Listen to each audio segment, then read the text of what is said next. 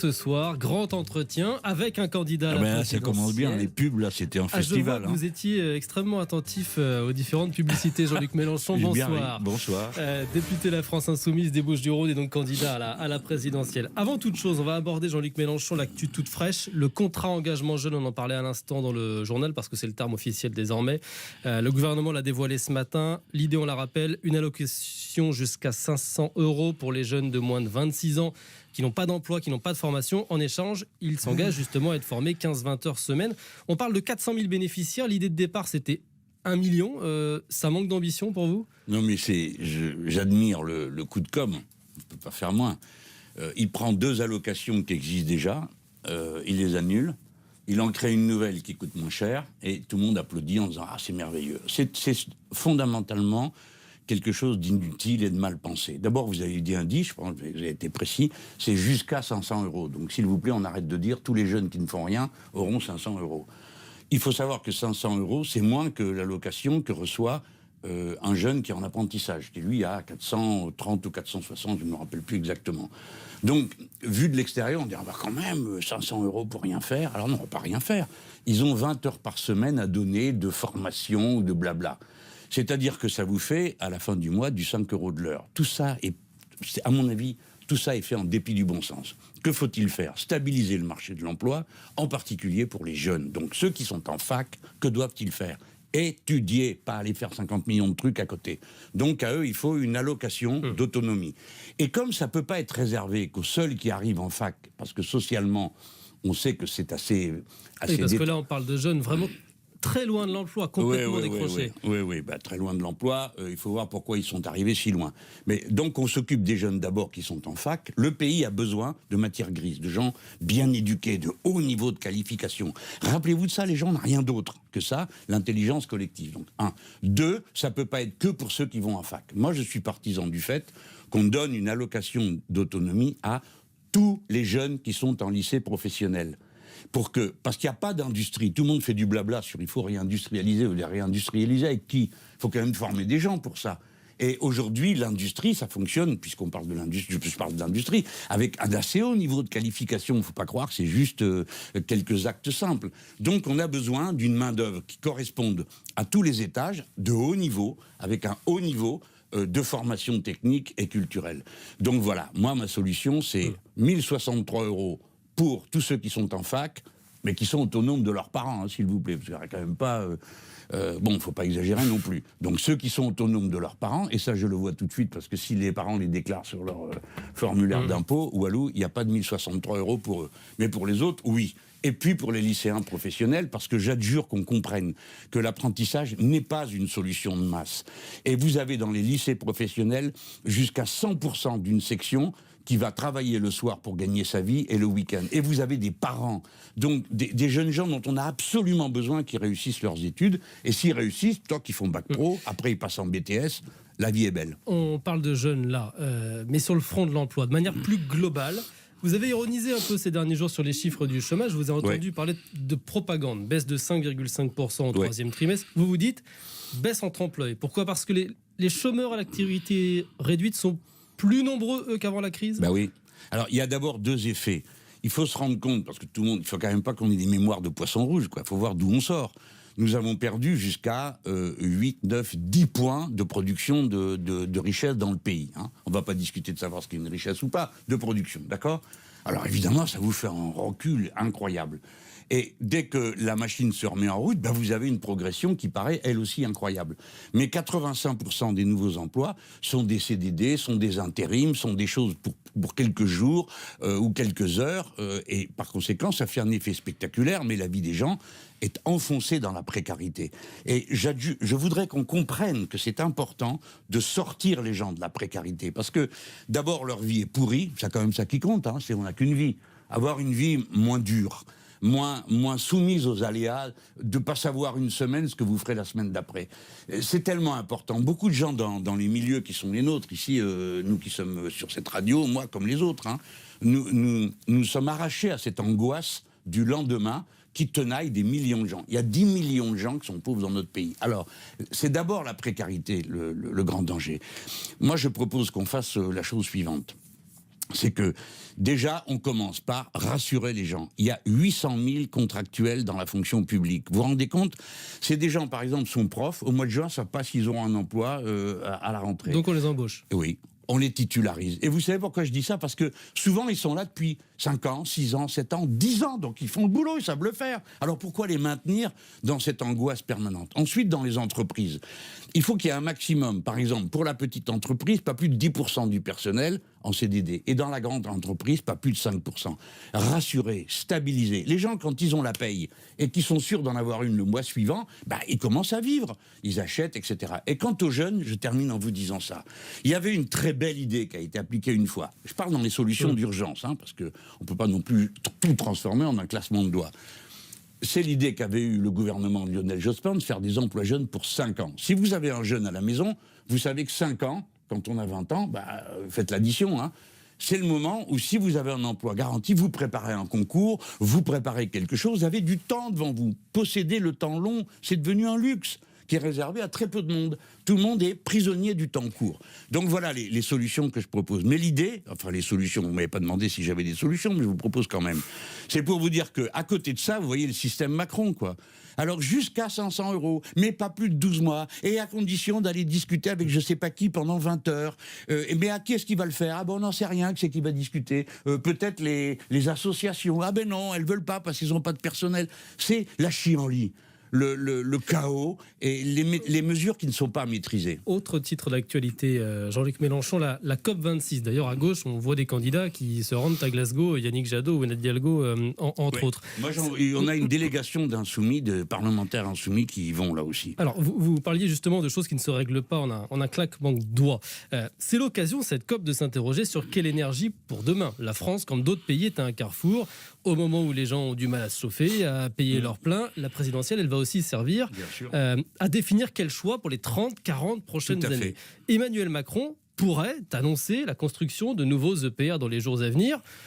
Vous vous dites, ce n'est pas la solution. Ah non, c'est clair. Mais déjà, commençons par parler un peu de cette COP, juste une seconde. Bon, elle sert à quelque chose ou pas? Parce que Yann Arthus Bertrand, qui était à votre place vendredi dernier, dit ça ne sert à rien, la COP. La vérité, c'est que ça m'ennuie de le dire, mais ça ne sert pas à grand-chose. Alors, les pays parlent. Quand on a eu la COP à Paris, tout le monde était fin content parce que ça y est, on avait pris des décisions. Moi, j'avais regardé un peu en détail et disons que je souriais jaune parce qu'on avait commencé par dire 2,5 degrés, pas plus. Alors, tout le monde signe, formidable, applaudissements généraux. Et arrivent les chefs d'État des îles qui disent écoutez, nous, on ne peut pas signer ça parce qu'à 2,5 degrés, nous, on disparaît, on est noyés. Alors, on a dit 2,5 degrés ou 1,5 degré l'objectif. Et quand les pays ont chacun rempli leur feuille pour dire ce qu'ils comptaient faire, ça donnait 3,5 degrés de plus. Donc ça collait déjà pas dès le début. Qu'est-ce qui ne va pas là-dedans? C'est que vous pouvez raconter ce que vous voulez, il n'y a aucune mesure contraignante. C'est la raison pour laquelle je pense que si on introduisait de l'obligation et de la contrainte, on aurait un résultat. Pourquoi? Prenons un exemple tout bête. La Bolivie a proposé un tribunal climatique international. Si on trouve que c'est trop compliqué à faire, il n'y a qu'à donner au tribunal pénal international le pouvoir de poursuivre les crimes d'écocide. Si on trouve que tout ça est trop compliqué, il y a un cadre juridique qui est en train de se discuter à l'initiative de l'Afrique du Sud ou de l'Équateur pour obliger les multinationales à respecter l'environnement et les droits sociaux. Mais je voudrais dire qu'écoutez, tout ça est quand même très choquant. Il y a ce blabla. Il y a le G20 qui a eu lieu avant, autre blabla, et pendant ce temps, les gens sont en train de mourir à Madagascar pour la première fois dans l'histoire. Vous avez une famine qui est directement liée au changement climatique. Que font les États? Je termine là-dessus. Rien. C'est donc une association qui a dû le faire, Action contre la faim, et qui a ramassé 1 million sur Twitch. Alors que les gens qui m'écoutent, s'ils veulent faire quelque chose d'utile, là déjà, c'est d'aider Action contre la faim, parce que c'est une situation qui est insupportable. Je peux en dire encore un mot? Allez-y. Bien. Il y a 1500 scientifiques qui ont proposé qu'on fasse un traité international de non-prolifération des énergies carbonées fossiles. Un peu comme il y a un traité de non-prolifération du nucléaire. Cette proposition, je la soutiens. Et je pense que c'est ça qu'il faut qu'on fasse. Et nous autres, les Français, notre pouvoir, c'est pas d'aller faire les malins, les kékés, en disant « Oui, tout le monde revient dans 15 jours avec sa copie refaite », comme a fait M. Macron, parce que ça ne tient pas debout. Lui-même a été condamné 2 fois par un tribunal pour ne rien faire. Donc, c'est pas de gesticuler comme ça, c'est de proposer du droit international et les moyens de le faire appliquer. Nous autres, Français, c'est notre force de dire quelque chose qui tient la route sur le plan juridique. L'humanité est plus humaine quand elle fabrique du droit international qu'elle décide d'appliquer. Jean-Luc Mélenchon, vous restez avec nous. On va marquer une très courte pause. Vous avez apprécié les pubs précédentes, donc vous apprécierez celle-ci. Nous allons reprendre ce grand entretien dans RTL Soir juste après ça. On se retrouve dans un instant. Ce soir, notre invité est donc l'insoumis Jean-Luc Mélenchon. Nous poursuivons notre grand entretien avec le candidat à la présidentielle. Jean-Luc Mélenchon, je voudrais votre regard sur le paysage politique actuel parce qu'on est à 6 mois de la présidentielle. Alors certes, les sondages sont ce qu'ils sont. Vous n'aimez pas franchement les commenter. Dans le dernier BVA RTL, vous êtes à 8%. Un Français sur 2 n'a toujours pas choisi. C'est ce qu'on lit aussi dans cette étude BVA RTL. On peut changer d'avis. Donc quand vous dites « je serai au second tour », ça veut dire que vous êtes persuadé que vous allez pouvoir aller chercher les indécis pour remonter dans les études? Parce que dans le sondage que vous évoquez, les sondages, ils me mettent entre 8 et 12, ça suivant des semaines. Mais il faut regarder le détail. Qu'est-ce qu'ils disent? Et c'est ça que vous devriez discuter. C'est que le dernier qui est paru, 53% de participation. Vous imaginez une présidentielle en France avec presque 1 sur 2 qui ne va pas voter. Ça veut dire que le pouvoir qui sortirait de ça n'aurait aucune légitimité et le chaos sera encore plus grand. Donc, à partir de là, que se passe-t-il? Qui ne va pas voter? Qui ne sait pas s'il va voter? Les milieux populaires, il ne faut pas tourner autour du pot. Donc, ces sondages, c'est plus des sondages, c'est un rêve. C'est le rêve quand le peuple ne s'occupe plus des affaires politiques. Alors voilà, ça y est, on est tranquille, on est débarrassé de tous les casse-pieds, avec leurs questions qui sont combien je vais être payé, comment je paye le chauffage, est-ce que je vais avoir du service public, est-ce que je vais être soigné à l'hôpital, c'est-à-dire l'expulsion de toutes les questions sociales. Est-ce que vous avez une stratégie pour aller chercher ces abstentionnistes? Parce qu'on se souvient, il y a 5 ans, vous aviez labouré le terrain, vous avez multiplié les meetings. Est-ce que vous avez prévu déjà des meetings Mais c'est ça. Alors d'abord, il va y en avoir, notamment un le 5 décembre prochain. Où ça? À Paris? Alors, on va peut-être le faire, à Paris. L'idée, ou à Lyon, je ne me rappelle pas ce qu'on a décidé, c'est un des deux. Mais surtout, ce qui sera important, c'est que ça va être un moment d'union populaire, où vous allez voir apparaître pour la première fois des figures, mais pas de la gauche politique, parce que là, tout le monde tourne en rond et raconte les mêmes trucs, les uns contre les autres, mais de la gauche sociale, la gauche associative, parce que c'est elle qu'il s'agit de rassembler, parce qu'elle a une capacité d'entraînement sur la société. Mais l'essentiel, c'est que nous allons... Alors, c'est un peu cruel quand vous me dites, est-ce que vous allez faire des meetings? Mais on n'arrête pas. On fait des caravanes populaires. Tous les week-ends, vous avez des insoumis partout, et qui vont à l'endroit qui compte. Pour nous, c'est les milieux populaires. Les gens, occupez-vous de vos affaires. Si vous vous occupez pas de vos affaires, si vous n'allez pas voter, c'est toujours les mêmes qui resteront en place. Et vous allez être encore là à gémir et à vous plaindre et à vous dire on nous a enlevé jusqu'à la peau. Mais ils ne s'arrêteront pas même à la peau s'ils peuvent en enlever davantage. Donc, allez voter, occupez-vous de vos affaires, faites de la politique, parce que sinon la politique s'occupe de vous. Dans ces mêmes sondages, l'extrême droite n'a jamais été aussi forte en termes d'intention de vote. Et on sent la classe politique un peu embêtée face à la percée d'Éric Zemmour. À gauche, Anne Hidalgo sur RTL avait un avis très tranché ce week-end. C'est un guignol, je cite, on ne débat pas avec lui. Vous avez choisi de débattre avec lui à la télé. Est-ce que la confrontation, c'est la bonne méthode? Parce que après ce débat, on n'a pas vu les courbes d'Éric Zemmour fléchir dans les sondages. Non, dis donc, ça aurait été fantastique, mais il fallait qu'il y ait ce débat. Alors d'abord, commençons par dire que la classe médiatique devrait aussi assumer sa responsabilité. 230 articles de presse par jour, depuis le 1er septembre sur M. Zemmour, sans compter les heures de télé et le reste. Donc on peut dire qu'il y a là, un effet d'entraînement, de système. Je ne veux pas parler de complot, mais ce n'est pas un complot. Mais il y a un effet qui existe, il y a un matraquage que tout le monde voit, il suffit d'allumer sa télé pour s'en rendre compte ou d'ouvrir un journal n'importe lequel. Alors, après, comment faire face à ça? Mais il n'y a pas 50 recettes. Quand on est un démocrate, vous voulez faire quoi? Il faut discuter, il faut convaincre. Moi, pourquoi je suis allé débattre avec M. Zemmour? Parce qu'il fallait que quelqu'un relève le drapeau. On n'entendait que lui. Il racontait ce qu'il voulait. Et puis alors, évidemment, toute la bonne société regardait de haut en disant tout ça. Bon. Mais vous vous rendez compte que dans la profondeur du pays, il y a des gens qui ont peur? Des jeunes qui sont venus me dire « Mais M. Mélenchon, si Zemmour gagne, est-ce que je vais pouvoir rester en France? Et sinon, je vais aller où, moi ?» Voilà. Oui, il y a des gens qui ont peur à cause de M. Zemmour. Il y a des gens qui ont peur à cause de l'extrême droite. Et moi, ce que j'ai fait, c'est de dire, écoutez, ne croyez pas que tout le monde va laisser faire ce type. Alors, quelles sont les façons de faire? Moi, j'ai tout essayé. J'ai l'âge, d'accord? Je me rappelle du début de Le Pen. On voulait l'interdire. J'ai fait campagne avec Charlie Hebdo. Ni le PS, ni le PC, ni personne ne voulait interdire. On a dit, il faut utiliser la voie démocratique. Il faisait rien. Ça s'appelait le harcèlement démocratique. C'est M. Cambadélis qui avait inventé ça. Chaque fois que M. Le Pen arrivait quelque part, on allait crier devant la porte. On l'a fait. Ça a servi à quoi? À rien. Donc moi j'ai changé de pied en me disant puisque ça sert à rien, on va essayer de convaincre. Et ça a eu un grand impact, les contacts que j'ai eus avec Mme Le Pen. Et je redis, je suis prêt à tout moment à recommencer à discuter avec M. Zemmour et à recommencer à discuter avec Mme Le Pen publiquement. Pourquoi ? Pour que des millions de gens se disent, ces gens-là feront pas ce qu'ils veulent. Et puis qu'ils entendent d'autres arguments. Qu'ils entendent pourquoi la plupart des choses que dit cet homme correspondent à une image de la France complètement rancie et moisie qui n'existe pas et n'a jamais existé. Une France fermée sur une mythique identité, ça n'a jamais existé. De toute l'histoire de France, depuis, si on veut situer le territoire aujourd'hui de la France, ça fait 2000 ans que ça n'existe pas. Ça s'est construit. Nous sommes de toutes les religions, de toutes les couleurs de peau. Nous avons changé notre manière de parler, nous avons changé notre langue, et ainsi de suite. Pour terminer, je voudrais aussi revenir sur vos propos qui ont fait parler ce week-end, parce que la semaine passée, on vous a demandé justement sur Éric Zemmour s'il était antisémite. Vous avez eu cette réponse. Je ne sais pas, je ne crois pas. Il reproduit beaucoup de scénarios culturels, on ne change rien, on ne bouge pas. Tout ça, ce sont des traditions qui sont beaucoup liées au judaïsme. Fin de citation. Vous avez été accusé d'antisémitisme par certains hommes politiques ce week-end. Ouais. Vous avez expliqué que vous aviez la nausée sur les réseaux sociaux. Ah ouais, et vous avez admis que parce vous étiez... tout est bon. Non, mais attendez. Voilà, mal exprimé. Non, j'ai pas. Qu'est-ce que vous avez voulu dire ?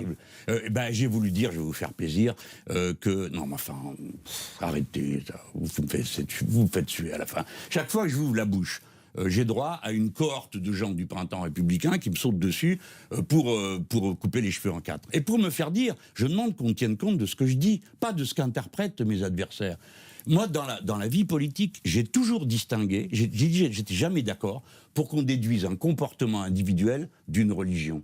D'accord ? J'ai toujours dit. J'ai dit pour les musulmans, à propos du terrorisme, je l'ai dit à propos du christianisme.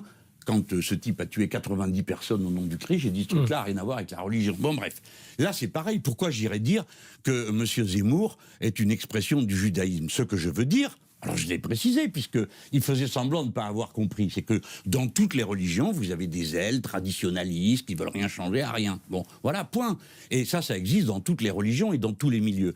Alors, bon, vous me donnez l'occasion de le redire, mais ce que je voudrais qu'entendent les auditeurs, c'est comment des gens fabriquent une campagne qui est systématique pour taper un homme, toujours au même endroit, pour lui fabriquer une réputation. Et ce que je veux vous dire aussi, c'est que l'accusation d'antisémitisme absolument gratuite, qui est le contraire de ce que j'ai fait toute ma vie, si c'était qu'en France, je me dirais, mon gars, il faudrait peut-être vérifier ta manière de parler, mais c'est que dans tous les pays du monde, on fait le procès d'antisémitisme aux leaders de ce qu'on appelle la gauche radicale. Donc moi je demande aussi que là on baisse tous un peu de ton. Ça sert à rien de grimper dans les tours pour un oui, pour un non, et de s'inventer des antisémites. Pourquoi il n'y en a pas assez comme ça ? Il faut en inventer d'autres. Tout ça est ridicule. Enfin bon, vous ferez bien comme vous voulez, mais moi j'ai dit que j'en avais marre parce que c'est le énième procès qu'on me fait à partir d'un mot, d'un poil qui dépasse ou d'un cheveu. Merci Jean-Luc Mélenchon. Merci à vous de m'avoir donné l'occasion de dire tout ça ce soir. D'avoir été ce soir notre invité. Alors le 5 décembre, les gens se préparent à venir au meeting que je tiendrai à Paris. Paris, très bien. C'est Paris, oui. Bien, ça me revient que Lyon, c'est une autre date. À 6 mois du premier tour, merci d'avoir été notre invité ce soir. À 6 mois du premier RTL. tour, il n'y a qu'une chose à faire. Parler de programme et de propositions, je l'ai fait ce soir chez vous. J'espère que ça va marquer l'ambiance. Merci d'être venu ce soir sur RTL. On marque une courte